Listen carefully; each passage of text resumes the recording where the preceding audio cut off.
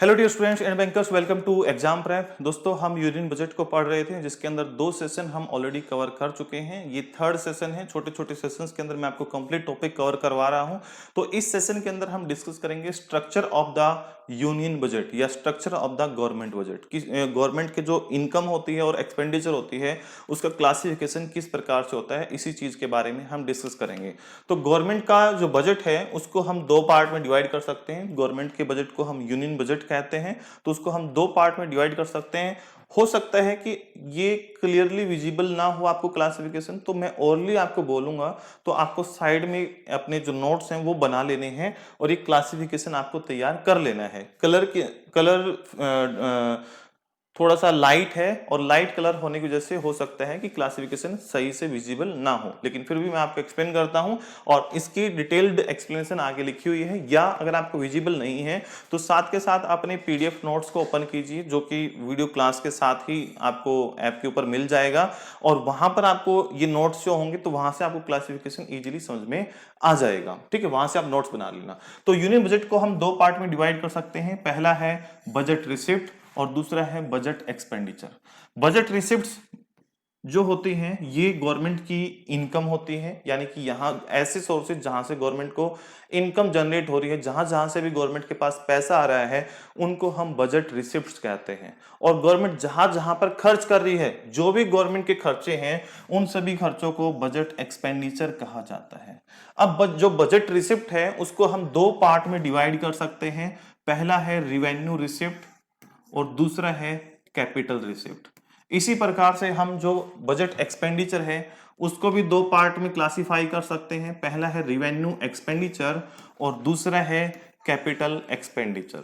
यहां से आपके एग्जाम में क्वेश्चन ये पूछा जाता है कि बताइए, इनमें से आपको ऑप्शंस दिए जाएंगे, आइटम्स के नाम दिए जाएंगे और आपको आइडेंटिफाई करना होगा इनमें से कौन सा रिवेन्यू रिसिप्ट है या कौन सा कैपिटल रिसिप्ट है, कौन सा कैपिटल एक्सपेंडिचर है या रिवेन्यू एक्सपेंडिचर है। जैसे मैं आपको क्वेश्चन फ्रेम करके बताता हूं, which of the following are the revenue expenditure of the government. A B C D, चार आपको ऑप्शन दिए होंगे, उसमें से आपको चूज करना होगा। ठीक है, इस प्रकार से यहां से क्वेश्चंस बनेंगे।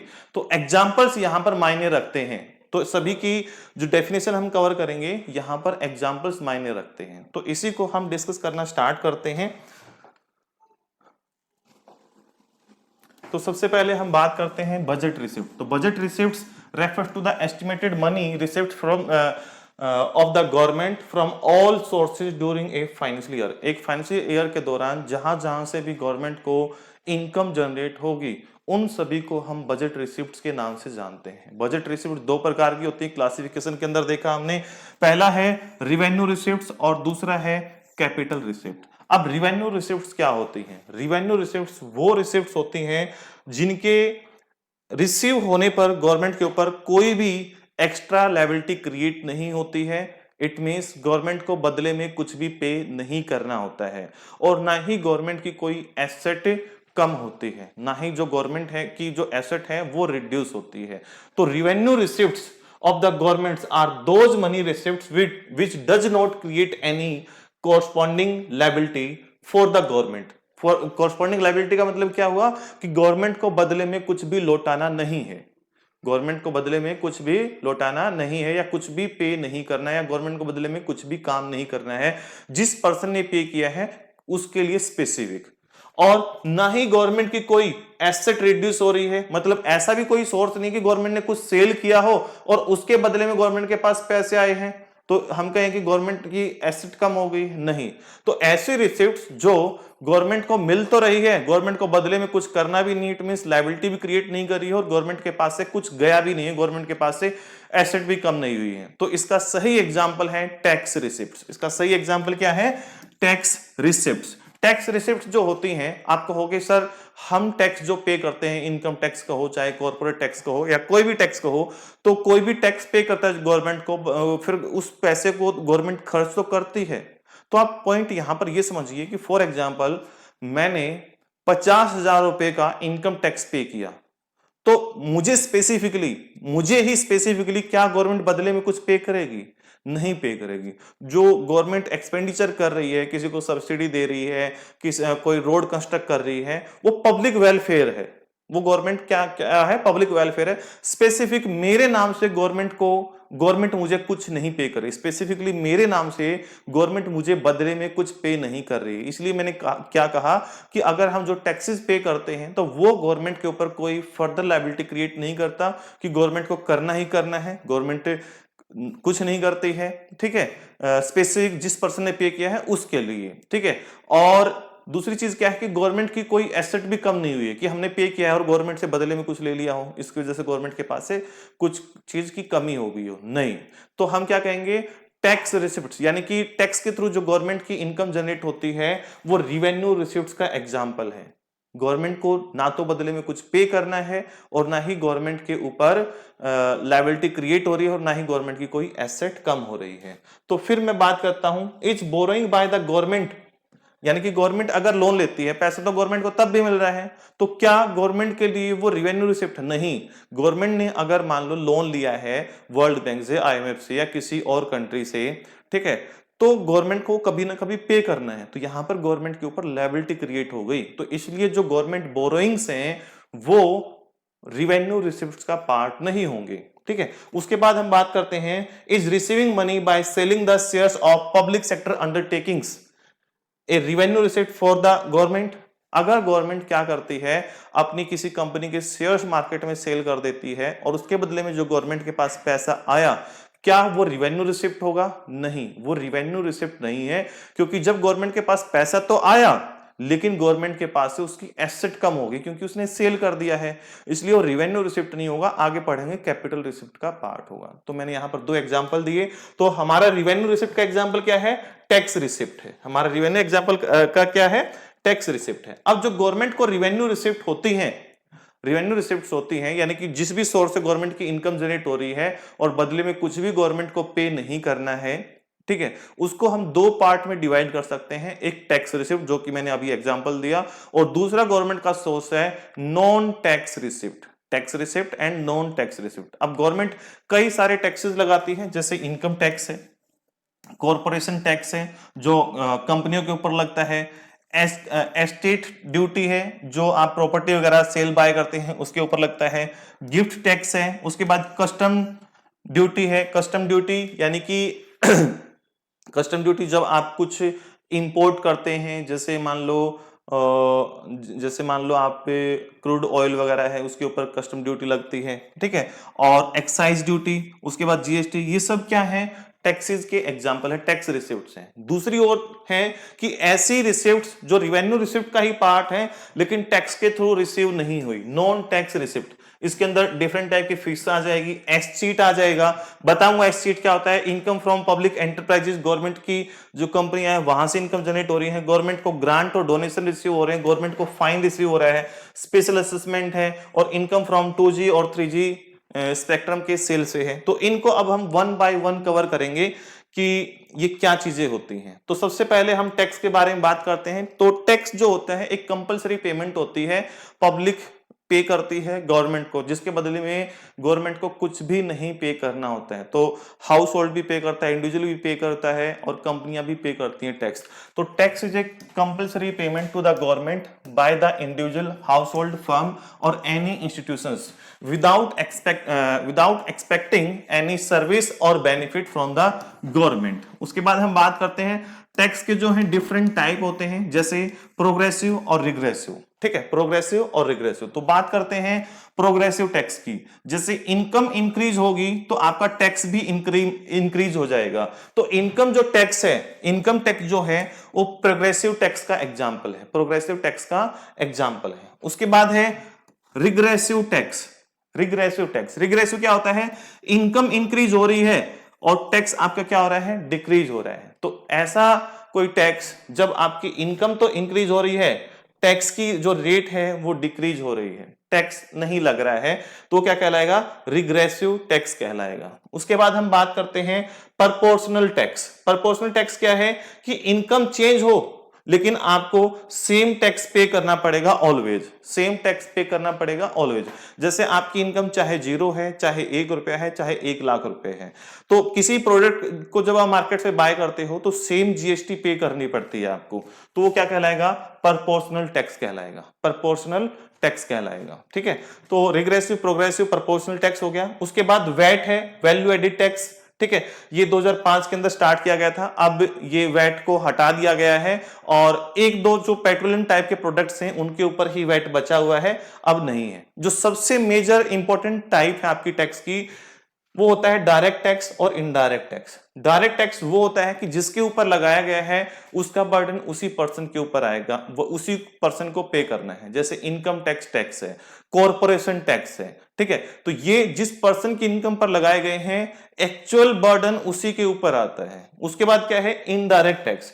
इनडायरेक्ट टैक्सेस वो टैक्स होते हैं जिसके ऊपर लगाया गया है वो पर्सन उसका बर्डन किसी दूसरे पर्सन के ऊपर शिफ्ट कर देता है। जैसे अगर गवर्नमेंट ने जो डिफरेंट प्रोडक्ट के प्रोड्यूसर्स हैं उनके ऊपर जीएसटी लगाया है और जीएसटी रेट को इंक्रीज कर देती हैं, तो क्या करेंगी कंपनियां, अपने प्रोडक्ट्स के प्राइसेस को भी इंक्रीज कर देंगे, जिससे क्या होगा, उनका जो प्रॉफिट मार्जिन है वो चेंज नहीं होगा, बल्कि उसका जो बर्डन उनके ऊपर आया उस बर्डन को शिफ्ट कर दिया, किसके ऊपर शिफ्ट कर दिया, वो शिफ्ट कर दिया पब्लिक के ऊपर। तो अल्टीमेटली उसका बर्डन दूसरे लोगों के ऊपर आ गया। जैसे मान लो, अगर मान लो कोई सिनेमा टिकट है, उसके ऊपर गवर्नमेंट टैक्स चार्ज कर रही है और उसके ऊपर टैक्स की रेट इंक्रीज कर दी, तो जो सिनेमा हॉल का जो ऑनर है वो क्या करेगा, अपनी टिकट को महंगी कर देगा, तो अल्टीमेटली उसका बर्डन किसके ऊपर आएगा, पब्लिक के ऊपर आएगा। तो इनडायरेक्ट टैक्सेस वो टैक्सेस होते हैं जिसका बर्डन किसी दूसरे के ऊपर ट्रांसफर किया जा सकता है। तो टैक्सेस के बारे में मैंने बताया। टैक्सेस क्या है, ये हमारे रिवेन्यू एक्सपेंडिचर का पार्ट है। वैट के बारे में बताया मैंने, 2005 के अंदर स्टार्ट किया गया था वैल्यू एडिड टैक्स। यानी कि जब भी कोई हम प्रोडक्ट प्रोड्यूस करते हैं, जब भी हम कोई प्रोडक्ट प्रोड्यूस करते हैं तो वो डिफरेंट साइकिल से गुजरता है, डिफरेंट प्रोसेसेस से गुजरता है, और जैसे जैसे अलग अलग प्रोसेस से गुजरेगा उसके ऊपर टैक्स लगता चला जाएगा। जैसे मान लो व्हीट है, गेहूं है, उससे आपने फ्लोर बनाया यानी कि आटा बनाया, तो वहां पर टैक्स लग गया। अब आटे से आपने क्या लगाया, बनाया, ब्रेड बनाया, ब्रेड के ऊपर टैक्स लग गया। अब ब्रेड से आपने कोई और प्रोडक्ट बनाया है, ठीक है, कंज्यूमेबल प्रोडक्ट बनाया है, तो उसके ऊपर टैक्स लग गया। तो जितनी प्रोसेस से गुजरी कोई चीज उसके ऊपर टैक्स लगता चला गया। तो वैल्यू एडिड टैक्स यानी कि किसी प्रोडक्ट पर जो वो इंटरमीडिएट गुड्स था और फिनिश्ड गुड्स तक यानी कि कंज्यूमर गुड्स तक पहुंचने में जितनी प्रोसेस से गुजरा, हर एक स्टेप पर उसके अंदर वैल्यू ऐड होती गई और उसके ऊपर टैक्स लगता चला गया, वैल्यू एडिड टैक्स। तो अब ये ना के बराबर है क्योंकि इसको चेंज कर दिया गया है आपके जीएसटी से, लेकिन कुछ एक जो पेट्रोलियम प्रोडक्ट्स हैं उनके ऊपर अभी भी वैट वगैरह लगता है, बाकी ये खत्म हो चुका है, तो ज्यादा इंपॉर्टेंट नहीं है वैट को आप स्किप कर सकते हैं। उसके बाद है नॉन टैक्स रिसिप्ट, ये इंपॉर्टेंट है, इनको मैं आपको समझाने की कोशिश करूंगा। सबसे पहले हमारा है फीस। तो गवर्नमेंट को किसी भी प्रकार की फीस की रिसीविंग होती है तो वो भी गवर्नमेंट की रिवेन्यू रिसिप्ट का पार्ट होगा, रिवेन्यू रिसिप्ट का पार्ट होगा। अब गवर्नमेंट को जो फीस मिलती है, जैसे मान लो आप अभी कोई फॉर्म फिल करते हो, गवर्नमेंट जॉब के लिए फॉर्म फिल करते हो, या आप डीवीएफ जैब के लिए प्रिपरेशन कर रहे हो, तो ये पैसा भी किसके पास जाएगा, गवर्नमेंट के पास जाएगा। ठीक है, किसके पास जाएगा, गवर्नमेंट के पास जाएगा। तो ये गवर्नमेंट को फीस मिल रही है। आप कोई लाइसेंस बनवाते हैं, आर्म लाइसेंस बनवाते हैं, ड्राइविंग लाइसेंस बनवाते हैं, या कोई और बिजनेस स्टार्ट कर रहे हैं, उस बिजनेस के रिगार्डिंग कोई लाइसेंस लेना होता है, तो लाइसेंस की एक फीस होती है, वो गवर्नमेंट के पास जाती है। बदले में गवर्नमेंट को कुछ पे नहीं करना होता है और ना ही गवर्नमेंट के ऊपर लायबिलिटी क्रिएट होती है, ना ही एसेट कम होती है। तो different type of fees, a fees is a payment to the government for the service that it renders to the people, जैसे लैंड रजिस्ट्रेशन फीस है, बर्थ और डेथ सर्टिफिकेट बनवाते हैं आप, पासपोर्ट बनवाते हैं, कोर्ट की फीस होती है, ये सब एग्जांपल हो जाएंगे इसके। ठीक है, it is to be noted, fees is not a payment for the commercial services, it is the payment of the administrative and judicial services. तो एडमिनिस्ट्रेटिव और जुडिशियल सर्विसेज जो गवर्नमेंट आपको प्रोवाइड कर रही है उसके लिए आप फीस पे कर रहे हैं, कोई आप कमर्शियल सर्विस नहीं है, ये कमर्शियल सर्विस नहीं है। तो ये भी एग्जांपल हो जाएगा आपका रिवेन्यू रिसिप्ट का। उसके आगे बढ़ते हैं फाइन्स, तो गवर्नमेंट आपके ऊपर डिफरेंट टाइप के फाइन्स लगाती है। जैसे मान लो आपने कोई लॉ ब्रेक किया, फाइन कब लगाया जाएगा? जब भी आप कोई लॉ ब्रेक करोगे, ठीक है, इलीगल एक्टिविटीज के ऊपर फाइन लगाया जाएगा। तो वो जैसे आपने ड्राइविंग कर रहे हैं, सीट बेल्ट नहीं लगाई है, हेलमेट वियर नहीं किया, अगर टू व्हीलर ड्राइव कर रहे हैं, तो गवर्नमेंट ने आपके ऊपर क्या लगाया? फाइन लगाया। तो ये सारा कलेक्शन जो गवर्नमेंट के पास होगा, डिफरेंट टाइप के फाइन्स जो होंगे, वो गवर्नमेंट की रिवेन्यू रिसिप्ट का एग्जाम्पल होंगे। रिवेन्यू रिसिप्ट में भी नॉन टैक्स रिसिप्ट का एग्जाम्पल होंगे। Fines are those payment which are made by the law breakers to the government.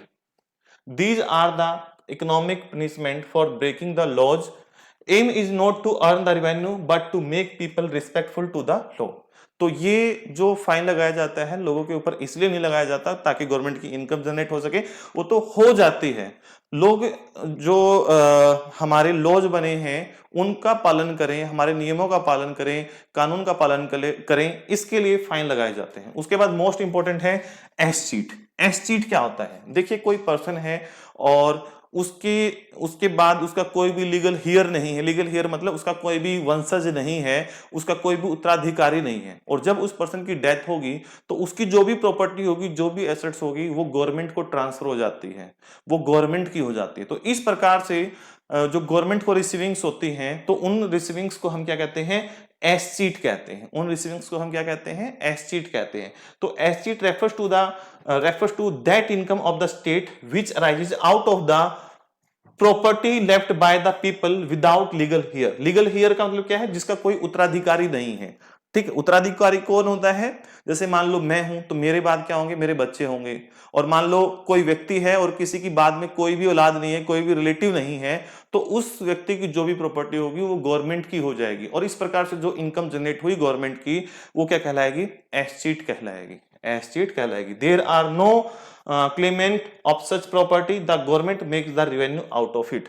कई बार बेनाम प्रॉपर्टीज भी होती हैं। जैसे मान लो कोई पर्सन है जिसके पास ब्लैक मनी है, उसने अलग अलग प्रॉपर्टी अलग अलग लोगों के नाम से लेकर डाल रखी है, लेकिन बाद में जब छानबीन होती है और अगर वो ये क्लेम करे कि ये प्रॉपर्टी मेरी है, तो वो टैक्स लायबिलिटी में आएगा, उसने टैक्स की चोरी की होगी। तो इसलिए कई बार जब छानबीन होती है तो वो क्या करता है कि भाई क्लेम ही नहीं करता, ये मेरी प्रॉपर्टी है। तो ऐसी प्रॉपर्टी जिसका कोई आगे पीछे नहीं है, बेनाम प्रॉपर्टीज हैं, तो वो भी गवर्नमेंट की इनकम जनरेट करती हैं, और वो भी क्या कहलाती है? एस चीट कहलाती हैं।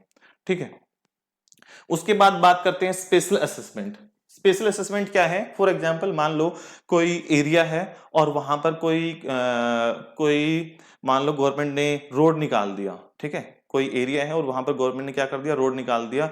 रोड निकलने से वहां की प्रॉपर्टी के रेट्स इंक्रीज हो गए और लोगों ने वहां पर फ्लैट्स बनाने स्टार्ट कर दिए, लोगों ने शॉप बनानी स्टार्ट कर दी, और गवर्नमेंट ने इसलिए वहां पर क्या किया? सीवेज सिस्टम भी इंप्रूव कर दिया, ड्रिंकिंग वाटर फैसिलिटी भी इंप्रूव कर दी, जो स्ट्रीट्स वगैरह हैं, स्ट्रीट लाइट्स वगैरह हैं, वो भी बना दी। तो ये गवर्नमेंट ने खर्चा किया। गवर्नमेंट के खर्चे करने की वजह से क्या हुआ? आसपास की प्रॉपर्टीज की वैल्यू इंक्रीज हुई, जिसका जो ओनर्स हैं उनको बेनिफिट हो रहा है। तो ये किसके खर्च करने से हुआ है? गवर्नमेंट के खर्च करने से। इसलिए गवर्नमेंट क्या करेगी? उन प्रॉपर्टी ओनर से क्या करेगी? कुछ ना कुछ जो फीस है वो चार्ज करेगी। वो फीस ही क्या कहलाएगी? स्पेशल असेसमेंट चार्जेस कहलाएगी। जैसे अगर आपको मैं एग्जांपल दूं तो हाउस टैक्स आपने सुना होगा। गवर्नमेंट क्या करती है? हाउस टैक्स कलेक्ट करती है। क्यों कलेक्ट करती है?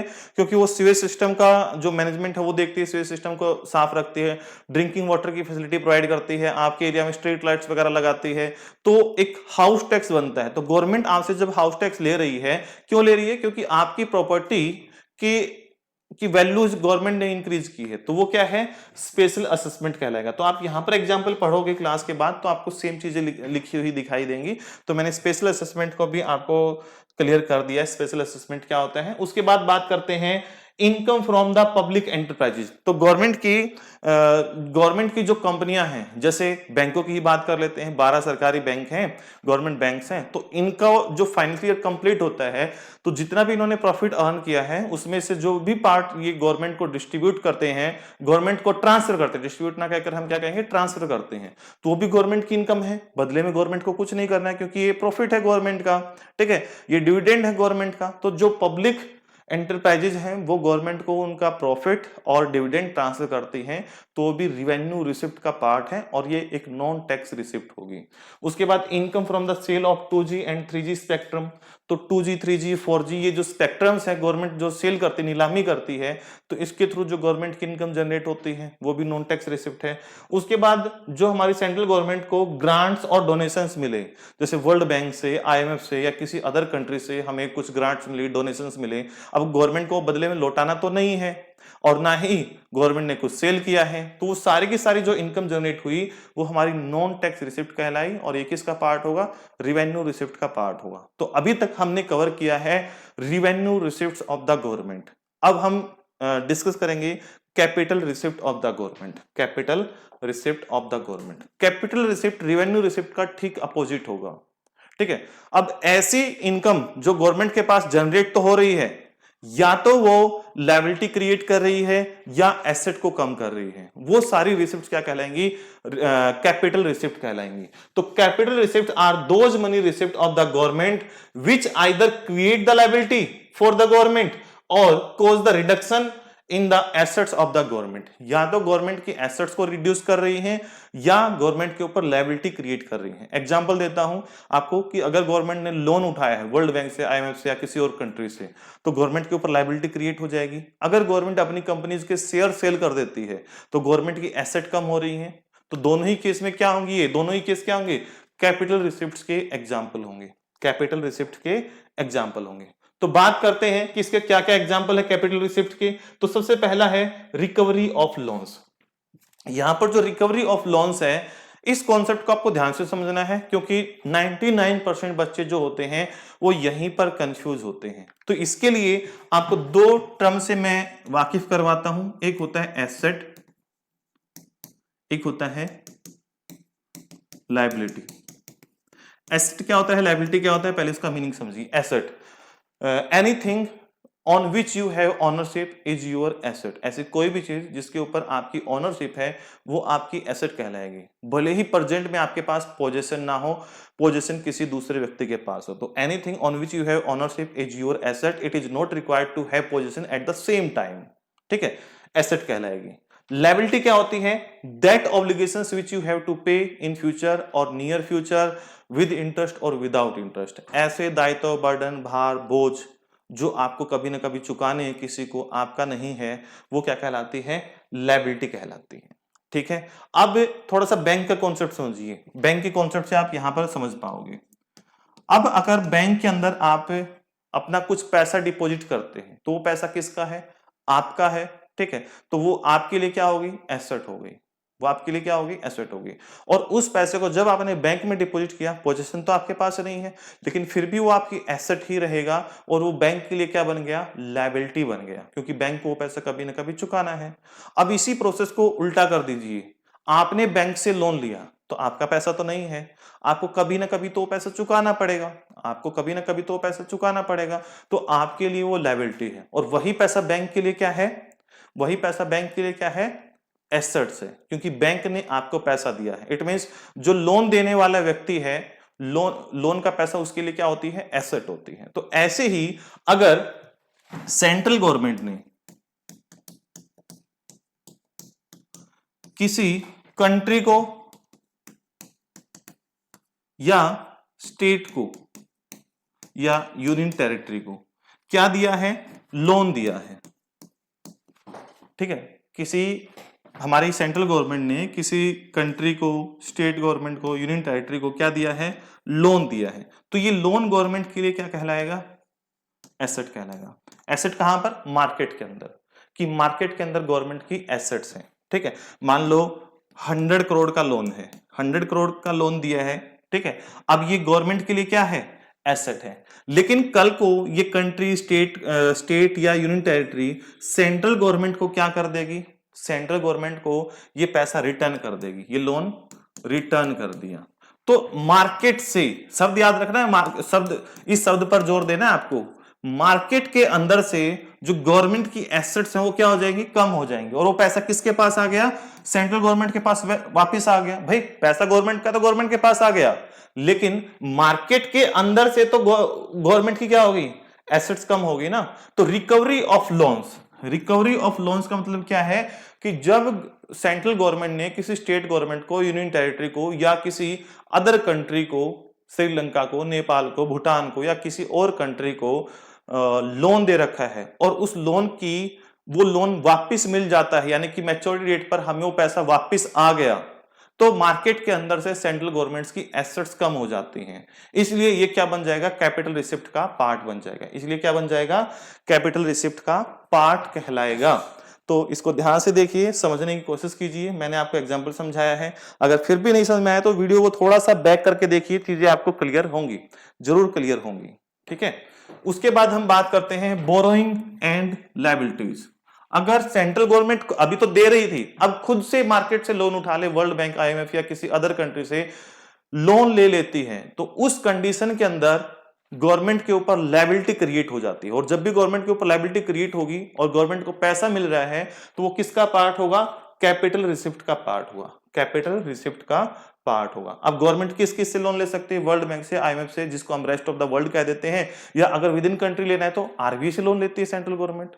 ठीक है, तो जब भी गवर्नमेंट लोन लेगी तो गवर्नमेंट के ऊपर लायबिलिटी क्रिएट होगी, और जब भी लायबिलिटी क्रिएट होती है या एसेट रिड्यूस होती है, दोनों में से कोई भी एक काम हो, तो किसका पार्ट होगा, कैपिटल रिसिप्ट का पार्ट होगा। उसके बाद हम बात करते हैं डिसइन्वेस्टमेंट। डिसइन्वेस्टमेंट का मतलब क्या होता है, जब गवर्नमेंट अपनी सरकारी कंपनियों के शेयर्स या पूरी की पूरी कंपनी को मार्केट में सेल कर देती है। जैसे सेंट्रल गवर्नमेंट ने जो IDBI बैंक है, industrial development bank of India, IDBI, उसके शेयर्स क्या कर दिए हैं, मार्केट में सेल कर दिए हैं। तो बदले में गवर्नमेंट के पास पैसा आया और क्या हुआ, गवर्नमेंट की एसेट कम हो गई, क्योंकि गवर्नमेंट की एसेट थी ना वो बैंक, तो गवर्नमेंट की एसेट कम होगी, इसलिए हम उसको क्या कहेंगे, वो कैपिटल रिसिप्ट का पार्ट है, कैपिटल रिसिप्ट का पार्ट है। तो डिसइन्वेस्टमेंट क्या होता है, जब गवर्नमेंट अपनी किसी कंपनी को, कंपनी के शेयर्स मार्केट में सेल कर देती है, उस प्रोसेस को हम प्राइवेटाइजेशन कह लो या डिसइन्वेस्टमेंट कह लो, दोनों एक ही बात है। क्या ये रिवेन्यू रिसिप्ट होता है, नहीं, ये कैपिटल रिसिप्ट होता है, कैपिटल रिसिप्ट होता है। तो यहां पर हमने देखा कि गवर्नमेंट की दो प्रकार की रिसिप्ट्स होती हैं, एक रिवेन्यू रिसिप्ट होती है, एक कैपिटल रिसिप्ट होती है। अब हम यहां से स्टार्ट करने जा रहे हैं एक्सपेंडिचर, यानी कि बजटरी एक्सपेंडिचर या गवर्नमेंट एक्सपेंडिचर। तो गवर्नमेंट जो खर्च करती है, वो एक खर्च होता है रिवेन्यू एक्सपेंडिचर और दूसरा खर्च होता है कैपिटल एक्सपेंडिचर। रिवेन्यू और कैपिटल यही दोनों सेम वर्ड रहने वाले हैं। तो जैसा हमने रिसिप्ट्स के अंदर पढ़ा है, ठीक वैसा ही कॉन्सेप्ट हम पढ़ेंगे एक्सपेंडिचर के अंदर, ठीक ऐसा ही कॉन्सेप्ट पढ़ेंगे एक्सपेंडिचर के अंदर। तो budget expenditure refer to the estimated expenditure of the government during a financial year और it can be classified as revenue expenditure and capital expenditure. तो सबसे पहले हम रिवेन्यू एक्सपेंडिचर को पढ़ते हैं। रिवेन्यू एक्सपेंडिचर क्या होता है, ऐसा गवर्नमेंट के द्वारा खर्च किया गया जिससे गवर्नमेंट के ना तो लायबिलिटी कम हुई, देखो एक्सपेंडिचर है, ठीक है, और किस नेचर का, रिवेन्यू का, तो यानी कि गवर्नमेंट खर्च कर रही है, तो गवर्नमेंट के ऐसे खर्च, गवर्नमेंट के ऐसे एक्सपेंडिचर्स जो करने के बाद गवर्नमेंट की ना तो लायबिलिटी कम हुई और ना ही कोई एसेट जनरेट हुई, तो ऐसे सभी खर्च क्या कहलाएंगे, रिवेन्यू एक्सपेंडिचर कहलाएंगे। एग्जांपल देता हूं, गवर्नमेंट ने गवर्नमेंट एम्प्लॉयज को सैलरी की पेमेंट की, तो गवर्नमेंट ने जब सैलरी पेमेंट की तो गवर्नमेंट की कोई लायबिलिटी भी कम नहीं हुई। लायबिलिटी मींस गवर्नमेंट ने पहले कोई लोन ले रखा और उसके लोन कम हो गया हो, नहीं, ठीक है, और गवर्नमेंट की कोई एसेट भी क्रिएट नहीं हुई, तो वो सभी खर्चे क्या कहलाएंगे, रिवेन्यू एक्सपेंडिचर कहलाएंगे। तो revenue expenditure refers to the estimated expenditure of the government in a financial year which does not create asset और does not cause any reduction in the liabilities of the government। ना तो government के लिए asset create कर रहे हैं और ना ही लायबिलिटी को कम कर रहे हैं, तो ऐसे सभी खर्च।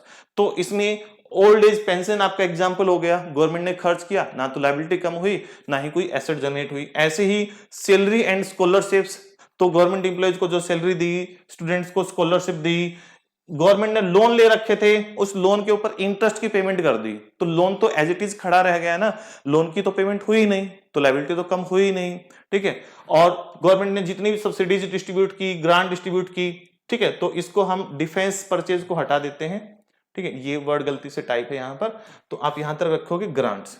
तो गवर्नमेंट ने जितनी भी ग्रांट्स वगैरह दी, तो उससे गवर्नमेंट का कोई भी कोई भी लायबिलिटी कम नहीं हुई और ना ही एसेट जनरेट हुई, ऐसे सभी खर्चे क्या कहलाएंगे, रेवेन्यू एक्सपेंडिचर का एग्जाम्पल कहलाएंगे। आगे बढ़ते हैं, कैपिटल एक्सपेंडिचर। कैपिटल एक्सपेंडिचर क्या होंगे, गवर्नमेंट अब खर्च कर रही है, जब खर्च करेगी या तो लायबिलिटी कम हो जाएगी, मतलब पहले से कोई लोन ले रखा है उसकी वो कम हो जाएगा, या गवर्नमेंट की क्या होगी, एसेट क्रिएट हो जाएगी।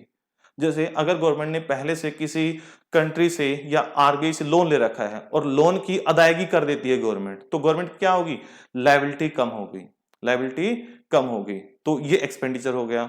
या अगर मैं कहूं कि गवर्नमेंट ने क्या किया, कोई प्लांट मशीनरी परचेज कर ली है, ठीक है, कोई लैंड परचेज की है, तो गवर्नमेंट से खर्च तो हुआ, बदले में एसेट जनरेट हो गई, तो वो सभी क्या होंगे, कैपिटल एक्सपेंडिचर होंगे। तो capital expenditure refers to the estimated expenditure of the government in a financial year which create the asset or it reduce the liability of the government.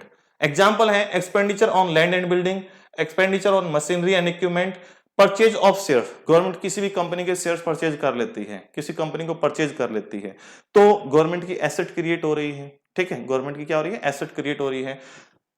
Loan by the central government to the state government और state corporations, तो government ने अगर state governments को loan दिए, तो market में जब भी लोन दिए तो गवर्नमेंट की क्या होगी, एसेट क्रिएट होगी। पीछे मैंने अभी एग्जांपल देकर आपको चीज समझाई थी, तो ये क्या कहलाएंगे, कैपिटल एक्सपेंडिचर कहलाएंगे, ठीक है। तो यहां तक हमने स्ट्रक्चर ऑफ बजट के बारे में पढ़ा है। अगले सेशन के अंदर मैं टाइप्स ऑफ बजट के बारे में आपको समझाऊंगा, छोटी छोटी वीडियो के अंदर अगर हम कवर करेंगे तो इजी वे में सारी चीजों को अच्छे से कवर कर पाएंगे, एक साथ बर्डन नहीं होगा आपके ऊपर भी। छोटी छोटी वीडियोस बना रहा हूं, इनको देखते रहिए और अपने आप को इंप्रूव करते रहिए, आपके अच्छे मार्क्स आएंगे, बहुत अच्छी प्रिपरेशन करा दूंगा मैं आपकी, ठीक है। तो चलिए मिलते हैं नेक्स्ट सेशन के अंदर, हैव ए नाइस डे।